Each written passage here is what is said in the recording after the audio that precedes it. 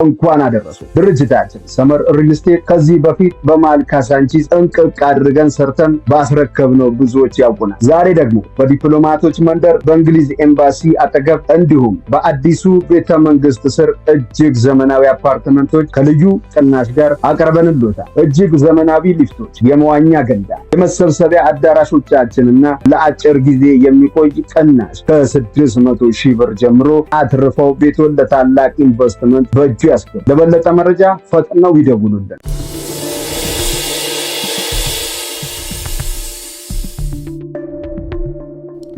ሰላም ክቡራትና ክቡራን የሣድስ ቤተሰቦች በድጋሚ ተገናኝተናል። አሁንም ያላችሁ በሣድስ የሚዲያ ዝግጅታችን ላይ ነው። ዛሬም ቦምብ የሆኑ ዜናዎች ናቸው ዓለም ላይ የተሰሙ ያሉት። በተለይ በኢራንና በአሜሪካዎች መካከል እየተደረገ ያለው ጦርነትን በተመለከተ የሚሰሙ ዜናዎች በጣም ነው የሚገራርሙት።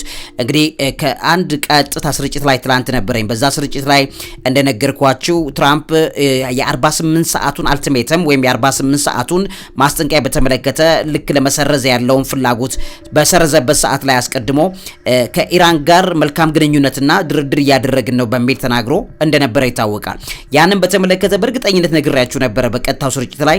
ውሸቱን ነው ይሄ ሰው ማለት እንግዲህ ትራምፕ ከዚህ ቀደም እንደሚታወቀው በህዳሴ ግድባችን ላይ አሜሪካ ናት ያን ሁሉ ገንዘብ አውጥታ ያሰራችሁ ብሎ ካለ ጊዜ በኋላ ላምነው አልቻልኩም። ይሄ ከፍተኛ የሐሰተኛው መንፈስ መገለጥ እንደሆነ በትክክል መረዳት ይቻላል።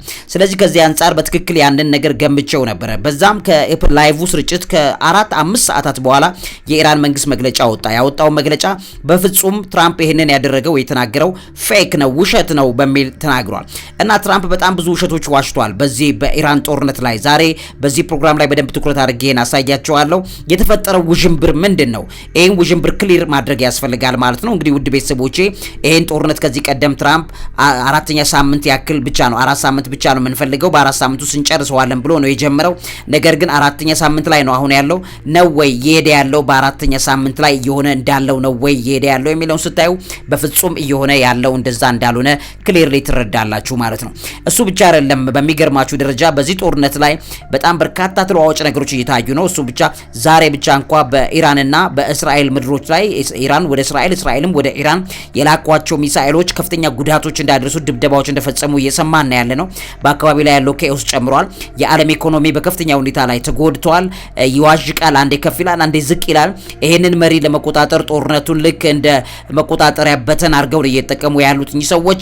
ስለዚህ የዓለምን ኢኮኖሚና አጠቃላይ አውድ ጦርነቱ መስቀልቅሉን እያወጣ እንዳለ የምትረዱበት መረጃ ዛሬ በደንብ አድርጌ አካፍላችኋለሁ። ውድ ሣድስ ቤተሰቦቼ እንግዲህ አራተኛ ሳምንቱ ላይ ነው ያለው ጦርነቱ።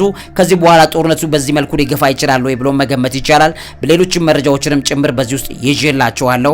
በትክክለኛ ከዚህ መረጃ የጠለቁ ትንታኔዎችን ታገኛላችሁ። በጣም ቦምብ የሆኑ ዜናዎችም ተሰምተዋል። እነዚህን ሁሉ ሰብስቤ ይዤላችሁ መጥቻለሁ። ለዚህ አእምሮ ምግብ አዘጋጅና አቅራቢ መምህርና ጋዜጠኛ ዐቢይ ይልማ። እውቀት ታላቁ እግዚአብሔርን ታከብራለች።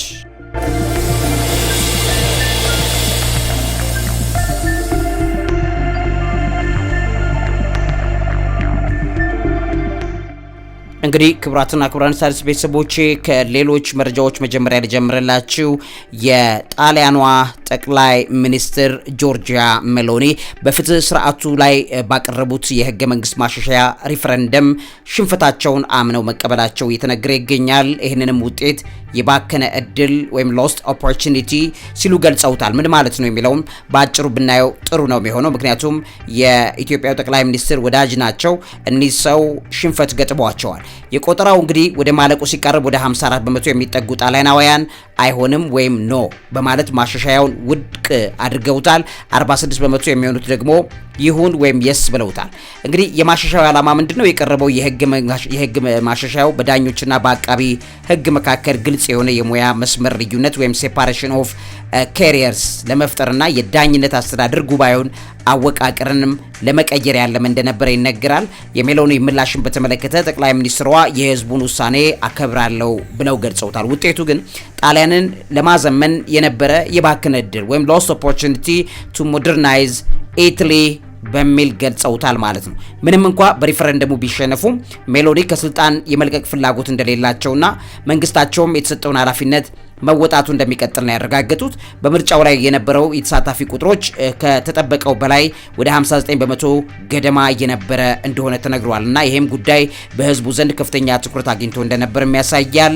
የመጀመሪያ ሽንፈታቸው ነው ተብሏል። እንደ አውሮፓውያን ዘመን አቆጣጠር በ2022 ወደ ስልጣን ከመጡ በኋላ ይሄ ውጤት ለሜሎኒ የቀኝ ዘመም ጥምር መንግስታቸው በሀገር አቀፍ ደረጃ የገጠማቸው የመጀመሪያው ትልቅ ፖለቲካዊ ሽንፈት ተደርጎ ተወስዷል። የግራ ዘመም ተቃዋሚዎች ፓርቲዎች አሉ ውጤቱን የዲሞክራሲ ድል ሲሉ ገልጸውታል። ማሻሻያው የዳኝነት ነጻነትን አደጋ ላይ ይጥል ነበር በሚልም ሲቃወሙት ቆይተዋል። እንግዲህ ትንሽ አክራሪነት ያለባቸው ሰዎች መካከል ናቸው እንደሚታወቀው እኒህ ሴት። ነገር ግን በጣሊያን አሁን የግራ ዘመሙ ወይም ደግሞ ትንሽ ዲሞክራት ነኝ ብሎ የሚለው አካል ነው አሁን የበላይነትን በሳቸው ላይ እያገኘ እንዳለ ምልክት የታየው በሚል እየተገለጸ ይገኛል። በኢራን ጦርነት ላይ እየተነገሩ ካሉ ዜናዎች መካከል ዛሬ ማለዳ ኢራን ወደ እስራኤል የተኮሰችው ሚሳኤል በተለይም በቴል አቪቭ እና በሌሎች የመካከለኛው እስራኤል አካባቢዎች ላይ ባደረሰው ጥቃት ላይ የተመሰረቱ ሀሳቦች እየተነገሩ ይገኛሉ። ማርች 24 ላይ ነው ማለዳ ኢራን ባደረሰችው የቦሊስቲክ ሚሳኤል ጥቃት በቴል አቪቭ ከተማ በሚገኙ ህንፃዎች መካከል ቀጥተኛ ተጽዕኖ ወይም ጥቃት ተመዝግቦበታል። በዚህም ተጎጂዎችና ጉዳት የደረሰባቸው አካላት ታይተዋል። በቴል አቪቭ በተሰነዘረው በዚህ ጥቃት 6 ሰዎች ናቸው መጠነኛ ጉዳት እንደደረሰባቸው የሕክምና እርዳታ እየተደረገላቸው እንዳለ እየተነገረ ያለው። በቴል አቪቭ በተመታው ቦታ ላይ በጣም በርካታ ህንፃዎች፣ ተሽከርካሪዎች ከፍተኛ ጉዳት እንደደረሰባቸው ተነግሯል። ይህም ከፍተኛ የቁሳቁስ ውድመት ማድረሱን መረጃዎች ያሳያሉ።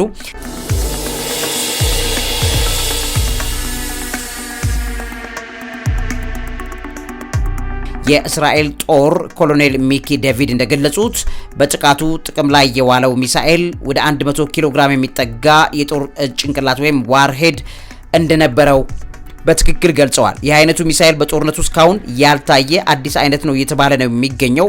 እንግዲህ የሁለተኛው ጥቃት ማዕበል የሚባል ነው። አሁን ጥቃቱ በቴል አቪቭ ላይ ብቻ ሳይሆን በሌሎችም የመካከለኛውና በደቡብ እስራኤል አካባቢዎች ላይ የበርካታ ጥቃቶች ማዕበሎችም መሰንዘራቸው ታውቋል። በቴል አቪቭ በስተምስራቅ የሚገኘው ሮሽ ሃይን የሚባለው የተኮሱ ሚሳኤሎችን ክፍሎችን በዚህ ቦታ ላይ በማረፋቸው ተጨማሪ ንብረትም ውድመት እንዳስመዘገበ እየተነገረ ነው። የእስራኤል ወታደራዊ ባለስልጣናት የኢራን ሚሳኤሎች የመከላከያ ስርዓቱን ጥሰው እንደገቡ ፍቃዳቸውንም በመመርመር ላይ ናቸው። ለምንድነው አልፎ የገቡት የሚለውንም በተመለከተ ምርመራ እየተደረገ እንዳለ እየተነገረ ነው። ይሄ ጥቃት እንግዲህ መጋቢት 2026 በኢራንና በእስራኤል መካከል እየተካሄደ ባለው የጦርነት ከፍተኛ ደረጃ ላይ የተፈጸመ ነው እየተባለ ይገኛል። የአሜሪካ ምላሽን በተመለከተ ጥቃቱ የተፈጸመው የአሜሪካው ፕሬዚዳንት ዶናልድ ትራምፕ የኢራንን የኃይል ማመንጫዎች ለመምታት ያቀዱትን እቅድ ለ5 ቀናት ካዘገዩ በኋላ እንደሆነ እየተነገረ ይገኛል። እንግዲህ የተተኮሰው የተባለው ሚሳኤል ትልቁን ትኩረት እንደያዘ ይነገራል። ዛሬ ጥቅም ላይ የዋለው የኢራን ሚሳኤል 100 ኪሎ ግራም ያክል ዋርሄድ እንደነበረውና በአይነቱ ታይቶ የማይታወቅ ነው የሚለው ዜና በጣም ትልቅ ትኩረት እንደያዘ የመረጃዎች ያመላክታሉ። ሌላውም በተመሳሳይ ሁኔታ እስራኤልም እንደዚሁ የአየር ጥቃት ፈጽማለች። በጣም አደገኛ ጥቃቶች ነው ዛሬ እየፈጸመች ያለችው። እስራኤል በኢራን ላይ ያደረሰችው የአየር ጥቃቶች በዋናነት የሀገሪቱን የኒውክሌር መሰረተ ልማቶች፣ ወታደራዊ ጣቢያዎች፣ የቦሊስቲክ ሚሳኤል ማስወንጨፊያ ማዕከላት ላይ ያነጣጠሩ እንደነበሩ እየተነገረ ነው ያለው እና እነዚህ ጥቃቶች የተጠናከረው የኢራንና የእስራኤል ግጭት አካል ሆኖ ካሉት ነገሮች መካከል ይገኛል። በቴህራን አካባቢ ከፍተኛ ፍንዳታዎች፣ በጣም ዘግናኝ ፍንዳታዎች ተደምጠዋል የሚለው ነገር የከፍተኛ ቦታውን ይዘው እንደነበረ ይነገራል። ዛሬ እንግዲህ እስራኤል በኢራን ጥልቅ ግዛት ውስጥ በሚገኙ ወታደራዊ ማዕከላትና ሚሳኤል ማስወንጨፊያ ጣቢያዎች ላይ ነው ጠንካራ የአየር ድብደባ ዛሬ እየፈጸመች ያለችው። በኢራንና በእስራኤል መካከል የሚደረገው ጥቃት የኤነርጂ ተቋማት ላይ ያነጣጠረ ነው እና ይሄም የዓለም የነዳጅና የጋዝ አቅርቦት ላይ በጣም በከፍተኛ ሁኔታ መስተጓጎል እየፈጠረ እንዳለም እየተነገረ ነው የሚገኘው። የኢራን የበቀል እርምጃዎቿም ቀጥለዋል። ኢራን በበኩሏ የቦሊስቲክ ሚሳኤልን በመጠቀም በእስራኤልና በባህረ ሰላጤው አገራት ላይ ጥቃት መክፈቷን መረጃዎች እያሳዩ እንዳሉ ለማየት ተችሏል።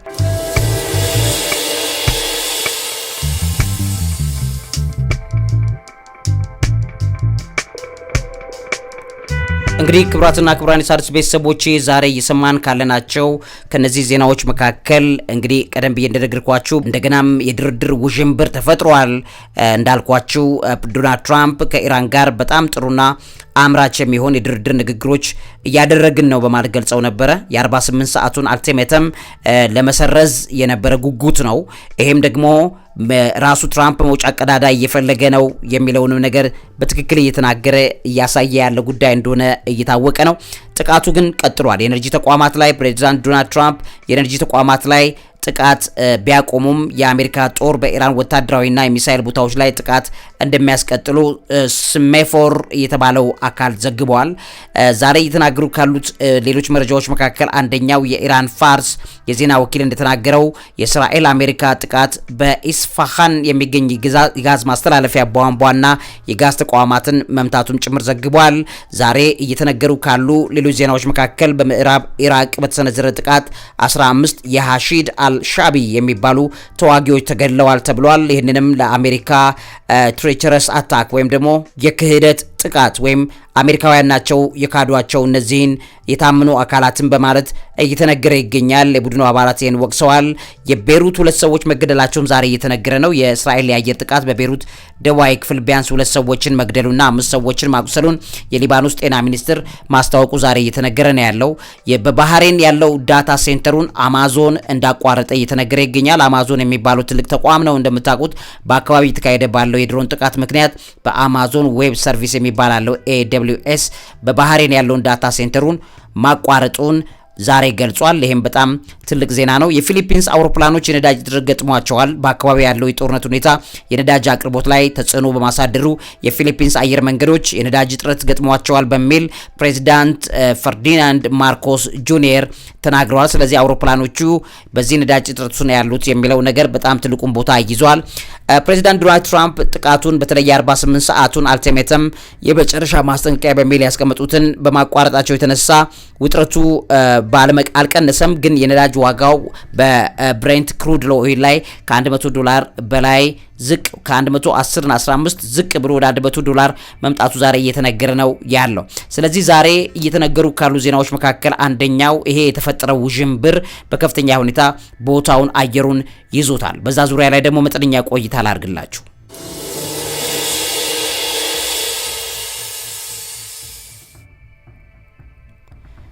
ክቡራትና ክቡራን የሣድስ ቤተሰቦቼ እንግዲህ ዛሬ በወጣው መረጃ መሰረት ዋይት ሃውስ ከአሜሪካ እስራኤልና ኢራን ግጭት ጋር በተያያዘ ከኢራን ጋር ያደርጉት የታቀዱ ንግግሮችን እንግዲህ ተለዋዋጭ ወይም ፍሉድ በሚል ገልጸውታል። ቃሉ ራሱ በጣም ነው የሚገርመው። ትራምፕ በየጊዜው ሀሳብ በመቀያየር የሚታወቅ ሰው ነው። ይህን አስመልክቶም የተነገሩ ነገሮች አሉ። የንግግሩ ሁኔታ ተለዋዋጭ ነው በሚል ዋይት ሃውስ ከኢራን ጋር ሊደረጉ የታቀዱ ንግግሮች ሁኔታው ተለዋዋጭ ወይም ፍሉድ መሆኑን በመግለጽ ማንኛውም የንግግር ጥቆማዎች በመንግስት ይፋዊ ማስታወቂያ እስካልተረጋገጡ ድረስ እንደ ተጠናቀቀ መቆጠር የለባቸውም በሚል ተናግሯል። እንግዲህ ትራምፕ የተነሳ በራሱ ሶሻል ሚዲያ ላይ ልክ እንደ ማንኛውም ቲክቶከር ወይም ፌስቡከር የመለጠፍ ባህሪ እንዳለው ይታወቃል። እንደዚህ አይነት ነገር እንግዲህ ዓለምን በጣም በከፍተኛ ሁኔታ ከፍተኛ ትኩረት አድርጎ የሀገሪቱን መንግስት በውሸት የሚደመድም እንደሆነ እያሳየ ነው የሚገኘው። በዚህም የተነሳ እንግዲህ ማንኛውም ነገር ተለዋዋጭነት ያለው ነው። ስለዚህ ይሄን ልንል እንችላለን፣ ቀጥሎ ሊቀየር ይችላል፣ ይሄን ጠብቁ የሚለው ንግግር ተሰምቷል። የአሜሪካው ፕሬዚዳንት ዶናልድ ትራምፕ ከኢራን ጋር ፍሬያማ ንግግሮችን እያደረግን ነው በሚል ዋሽተዋል። የኢራን ባለስልጣናት ግን ምንም አይነት ንግግር አለማድረጋቸውን በመግለጽ የትራምፕ ንግግር ሐሰተኛ ዜና ወይም ፌክ ኒውስ በሚል አጣጥለውታል። ከዚህ ውጪ እንግዲህ በተለይም በተደረጉት ንግግሮች ላይ ፕሬዚዳንት ዶናልድ ትራምፕ የኢራን የኤነርጂ መሰረተ ልማትና የኃይል ማመንጫዎችን ለመምታት ያቀዱትን ጥቃት 48 ሰዓት እንግዲህ ዛሬ አለፈው። ስለዚህ ከኢራን ጋር ባደረጉት ውጤታማ ንግግሮች ምክንያት ለ5 ቀናት ማዘግየታቸውን ተገልጿል ከተባለበት ጊዜ ጀምሮ ትራምፕ የኢራን የባህር በር ወይም ስትሬት ኦፍ ሆርሙዝ በቅርቡ በጋራ ቁጥጥር ስር እንደሚሆንና ክፍት እንደሚሆንም ተስፋ አለኝ በሚልም ተናግሯል። እንግዲህ የተለዋወጠ ንግግር በመናገር ነው ሰውየው የሚገኘው። አሁን ደግሞ የስትሬት ኦፍ ሆርሙዝን ከሀገሪቱ ከኢራን መንግስት ጋር በጋራ እናስተዳድረዋለን የሚል ጉጉት እንዳለውም ሲናገር ተሰምተዋል። ይሄ እንግዲህ በጣም ዝም ብሎ እንደ መንግስት ሳይሆን እንደ ማንኛውም ሰው የሚናገረው ንግግር እንዳለ ታያላችሁ። የንግግር ጥረት የተጀመረው በአሜሪካና በእስራኤል ጥምረት በኢራን ላይ የጀመሩት ጦርነት 25ኛው ቀን ላይ እንደደረሰ በተነገረበት በዚህ ጊዜ ላይ ነው። ፕሬዚዳንት ትራምፕ የንግግሮቹ ውስጥ እሱን አማካሪዎችንም ሆነ እንደ ስቲቭ ዊትኮፍ እና የልጃቸው ባል ጃሬድ ኩሽነርም ጭምር ተሳትፈዋል በዚህ ድርድር ላይ በሚል የመግለጻቸው እየተሰማ ነው የሚገኘው። አሜሪካዎቹ የኢራንና የአሜሪካ ንግግር በፓኪስታን አስተናጋጅነት ሊካሄድ እንደሚችል በዘገባዎች ቢነገርም ዋይት ሀውስ ይህንን መረጃ እንደ ግምት ወይም ስፔኩሌቲቭ ነው ሊቆጠር የሚገባው በሚል አሁን መጠንቀቅ ጀምሯል ዋይት ሀውስ። ምክንያቱም ትራምፕ እንደፈቀደ ነው የሚናገረው። ስለዚህ ዋይት ሀውስ ደግሞ የትላልቅ ሰዎች ቢሮ ነው። ስለዚህ በጣም ጥንቃቄ ማድረግ እንዳለበት እየተነገረ ይገኛል። የንግግሮች መኖር ይህም ጉዳይ ባለው ሁኔታ ላይ መናፈሱ የነዳጅ ዋጋ $100 በታች እንዲቀንስ አድርጎታል። የሁለቱም ወገኖች አለመግባባት በነዳጅ ገበያው ላይ ከፍተኛ አለመረጋጋት እንደፈጠረም እየተነገረ ይገኛል። የኢራን ኒውክሌር አቋም በተመለከተ ትራምፕ ከኢራን ጋር ባደረጉት ንግግር ኢራን የኒውክሌር ጦር መሳሪያ እንዳይኖራት መስማማቷን እንደተናገረ ትራምፕ ተሰምቷል። ኢራን ግን ይህንን በመካድ ወይም በመተው ወይም ደግሞ አልቀበልም በማለት ጦርነቱ እስካሁን ቀጥሏል በሚል እየተነገረ ይገኛል።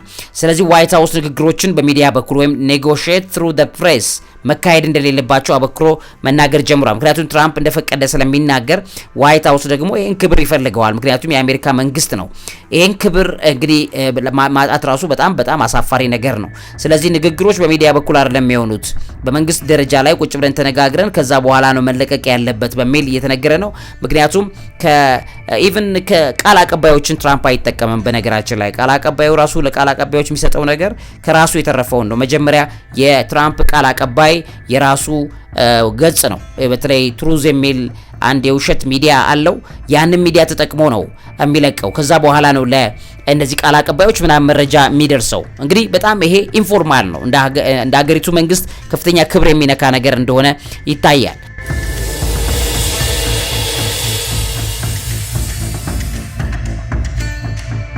በዚህም የተነሳ እንግዲህ ትራምፕ በጣም ባለፉት ጊዜያቶች ብቻ በጣም ብዙ የዋሻቸው ውሸቶች እንዳሉ ይታወቃል። ከነዚህ ውሸቶች መካከል ነው ይሄ አንደኛው። የኢራን መንግስት የሰላም ስምምነቱን በተመለከተ ፌክ ኒውስ ነው ወይም ትራምፕ እየዋሸ ነው በሚል ሐሰተኛ ዜና ነው በሚል ሀገሪቱ መንግስት መግለጹ ከዚህ ጋር የተያያዘ ነው።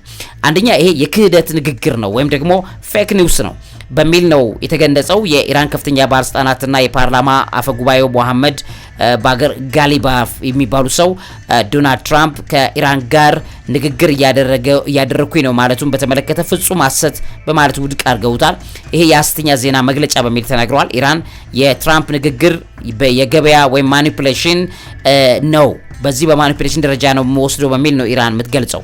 የነዳጅና የፋይናንስ ገበያዎችን ለማረጋጋትና የራሱን ወታደራዊ እቅድ ለጊዜው ለመስራት የሚጠቀምበት የስነ ልቦና ጦርነት ነው በሚልም አጣጥለዋለች።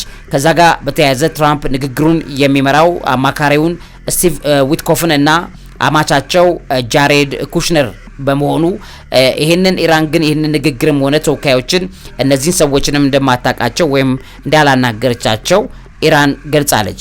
የኢራን እስላማዊ አብዮታዊ ዘብ የትራምፕ ንግግር የተዳከመ የስነ ልቦና ኦፕሬሽን በማለት ጠርቶታል። ኢራን በጦር ግንባር ላይ ያላትን አቋም እንደማትቀይር ማረጋግጠዋል። ትራምፕ እንግዲህ ሰላም ንግግር መኖሩ የነዳጅ ዋጋ በ11 በመቶ ቅናሽ አሳይቶ እንደነበረ ኢራን መካዷንም ተከትሎ ዋጋው እንደገና ሊጨምር እንደቻለ እየተነገረ ይገኛል። ኢራን ከጥቃት ማቆምና የነዳጅ ማዕቀብ መነሳት ጨምሮ ጥብቅ የድርድር ሁኔታዎችን ካልተሟሉ በስተቀር ምንም አይነት ቀጥተኛ ንግግር እንደማታደርግ ነው አቋሟን እየገለጸች ያለችው። የንግግሩ ወሬ ቢሰማም የአሜሪካ ማዕከላዊ ትዕዛዝ በኢራን ላይ ጥቃቱን አጠናክሮ እንደቀጠለና የኢራን ሚሳኤልም በባህሬንና በሳዑዲ አረቢያ ላይ ያነጣጠሩ ጥቃቶችን ማድረሳቸውን የዜና ምንጮች እየዘገቡ ነው የሚገኙት። ከየካቲት 28 2026 ጀምሮ አሜሪካ እስራኤል ባደረሱት ጥቃት ከፍተኛ የኢራን መሪዎች መገደላቸውን ተከትሎ የኢራን ሕዝብ አሁንም የሽንፈት ሳይሆን የድል ንግግሮችን እንደሚፈልግና መንግስት የፓኪስታንና የሌሎችም ክልሉ ሀገራትን አደራዳሪነት እንደሚፈልግ መጠቆሙ ትክክል አይደለም። ይሄንን በተመለከተ እኛ በጦርነት የምንቀጥል እና አሸንፈን ነው የምናቆመው የሚለውን ነገር በተመለከተ የኢራን መንግስት ከፍተኛውን ስፍራ እንዲይዝለት እንደፈለገ ይነገራል። ለመሆኑ በፕሬዝዳንት ትራምፕ ባለፉት ጊዜያቶች ብቻ ማለት ነው ከ10 በላይ በጣም ታዋቂ ውሸቶችን በዚህ በኢራን ጦርነት ላይ ትራምፕ መናገሩ ይታወቃል።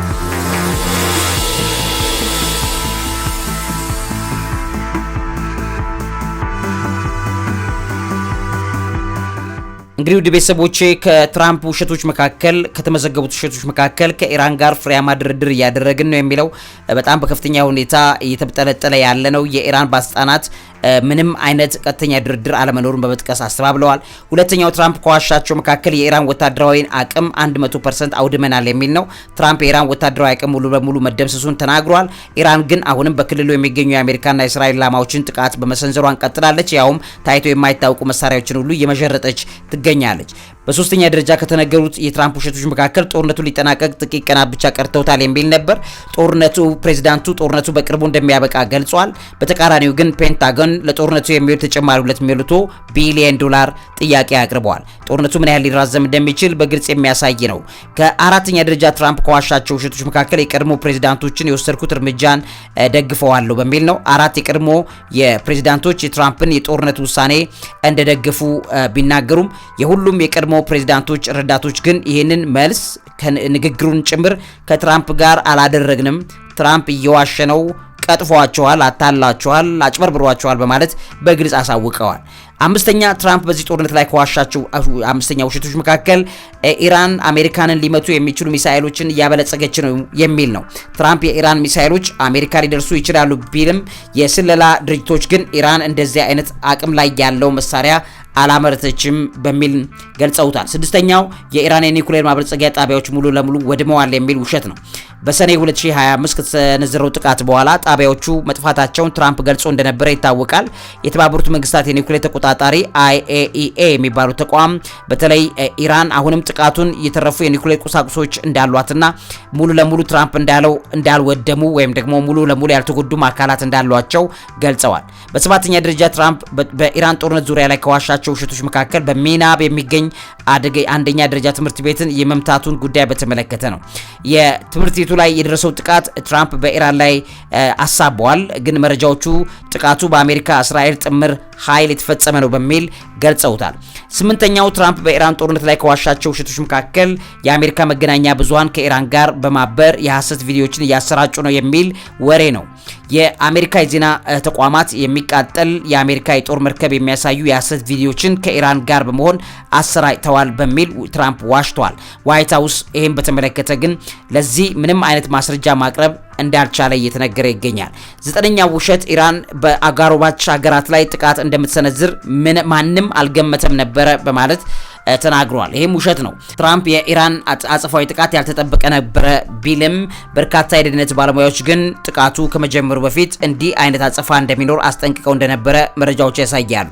ትራምፕ ሌሎች ከዋሻቸው ውሸቶች መካከል አስረኛው ኔቶ በሆርሙዝ ባህረ ሰላጤ ያለውን ነገር እረዳሃለሁ ብሎኝ እንደነበረ ቃል ሰጥቶኝ እንደነበረ በሚል የተናገረው ነው። እንግዲህ ትራምፕ ኔቶ እንደሚረዳው ተናግሮ ነበረ።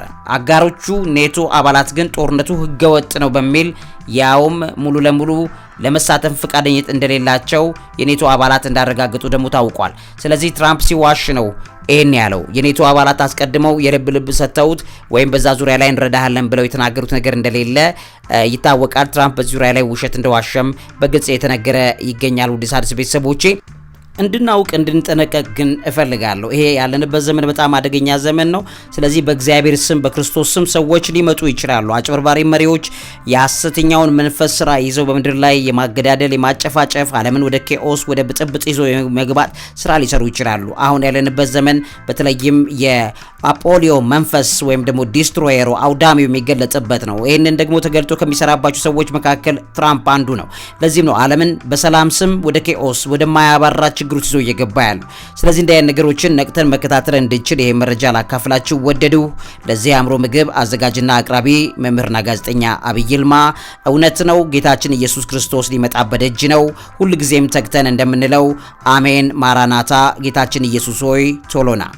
እውቀት ታላቁ እግዚአብሔርን ታከብራለች። እንኳን አደረሱ። ድርጅታችን ሰመር ሪል ስቴት ከዚህ በፊት በመሃል ካሳንቺስ ጥንቅቅ አድርገን ሰርተን ባስረከብነው ብዙዎች ያውቁናል። ዛሬ ደግሞ በዲፕሎማቶች መንደር በእንግሊዝ ኤምባሲ አጠገብ እንዲሁም በአዲሱ ቤተ መንግስት ስር እጅግ ዘመናዊ አፓርትመንቶች ከልዩ ቅናሽ ጋር አቅርበንልዎታል። እጅግ ዘመናዊ ሊፍቶች፣ የመዋኛ ገንዳ፣ የመሰብሰቢያ አዳራሾቻችንና ለአጭር ጊዜ የሚቆይ ቅናሽ ከ600 ሺህ ብር ጀምሮ አትርፈው ቤቶን ታላቅ ኢንቨስትመንት በእጁ ያስገቡ። ለበለጠ መረጃ ፈጥነው ይደውሉልን።